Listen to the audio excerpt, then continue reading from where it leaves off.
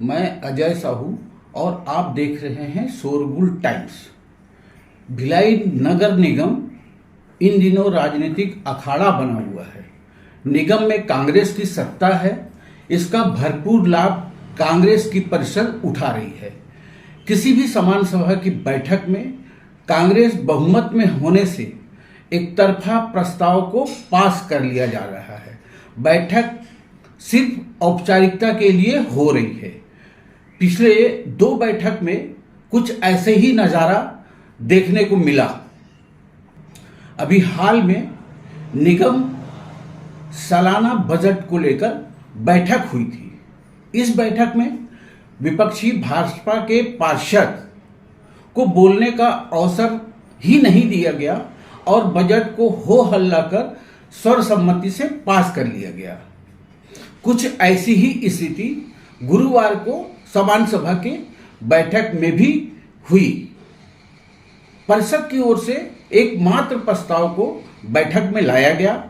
मुख्यमंत्री भूपेश बघेल की मंशा को अमली जामा पहनाया गया।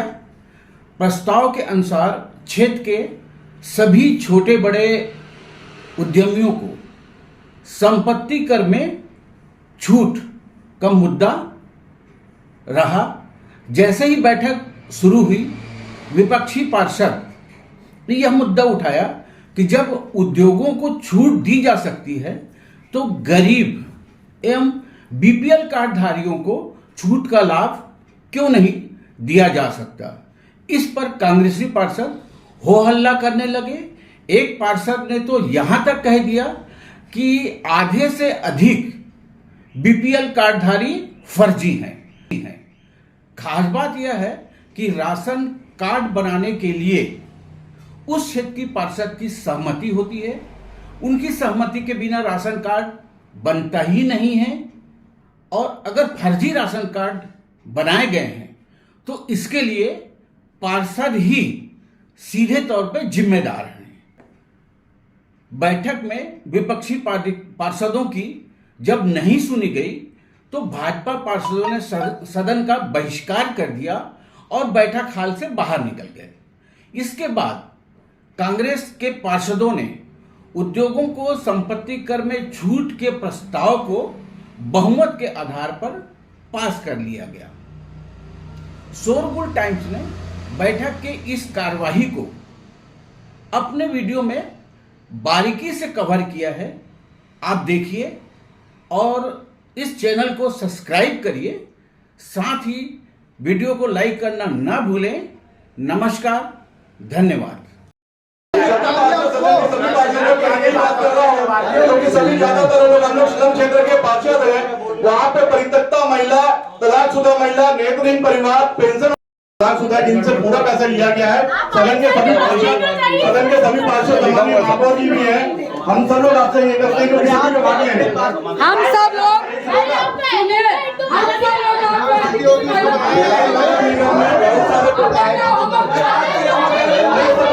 सदन में गहमा गहमी की स्थिति रही, आप लोग वॉकआउट कर दिए।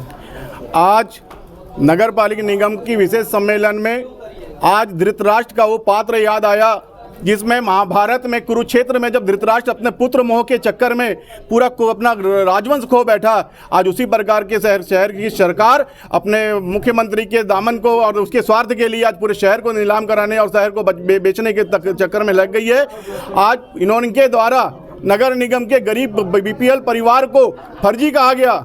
इनके द्वारा नगर निगम की संपत्ति को, जहां तक कि 10 करोड़ की संपत्ति के मामले की जब आई बात तो इसमें भी इन लोगों ने इनका विरोध किया। विपक्ष भिलाई के गरीब परिवारों को छूट दिलाने की मांग करते रहा। जिस प्रकार से आप उद्योगों लोगों को छूट दे रहे हो, उसी आधार पर आप गरीबों को भी छूट दीजिए।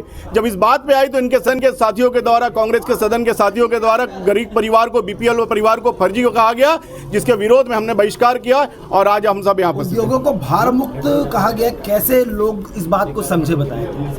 उद्योगों से मिलने वाला लगभग 9.5 करोड़ रुपया सालाना का संपत्ति कर है, जिसको इन लोग मुख्यमंत्री के मार्फत से एक लेटर आता है कि उनको भार मुक्त किया जाए। शहर के गरीब ठेले वाले लोग, पान ठेले वाले लोग, गरीब लोग, प्लांट में काम करने वाले लोग अपना संपत्ति कर पटाते हैं और उद्योग वाले लोगों को माफ। हमारा यही उद्देश्य था कि आप सबका माफ करिए। 50% बीपीएल वाले फर्जी है, इस पर पूरे भिलाई के अंदर में लोग यहाँ स्लम एरिया है, स्लम में सब इंडस्ट्रीज एरिया में प्लांट में और मजदूरी करके जीवन यापन करते हैं। यहाँ पे सबको मालूम है पटरी के उस पार वाले शहर सरकार को क्या मालूम कि पटरी इस पर लोग कैसे जीवन यापन करते हैं।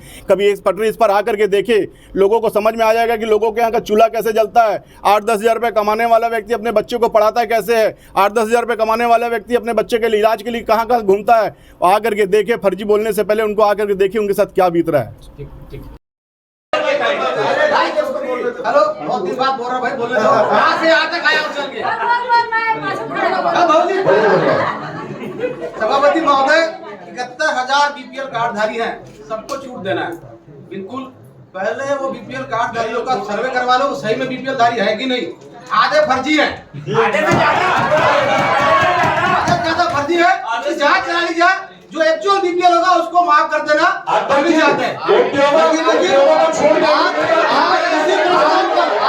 क्या है उनका कर क्यों नहीं? देखिए, इन्होंने मुख्यमंत्री का वास्ता देते हुए मुख्यमंत्री द्वारा बोला गया तो आज एक विशेष बैठक रखी गई और बैठक के एजेंडे में इन्होंने सिर्फ जो करोड़पति लोग हैं, इंडस्ट्रीज के मालिक हैं, उन लोगों को रियायत देने के लिए सिर्फ रखे गए। तो सिर्फ ये नौटंकी करार दे रहे हैं। गरीब है, असहाय है, उन लोगों की किसी प्रकार की मदद नहीं की जा रही, बल्कि उनका छीना जा रहा हक और अधिकार। आज उनके विषय में नया सरकार सोच के सिर्फ अमीर और उद्योगपतियों को लाभ देना चाह रही है और उनके द्वारा अपने फ़ायदे को देख रही है।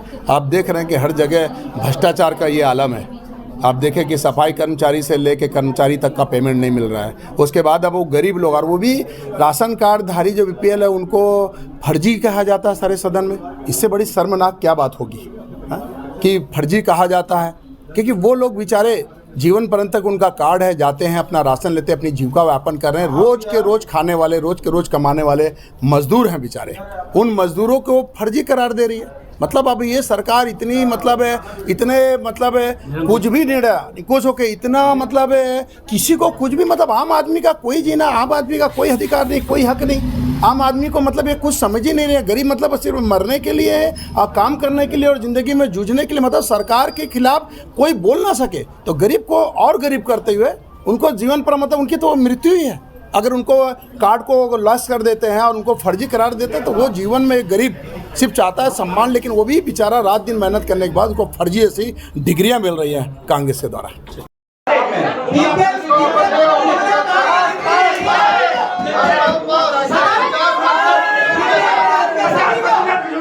सभी को 50% माफ करते हुए प्रस्ताव आगे बढ़ाते हैं। सभी तो नहीं है,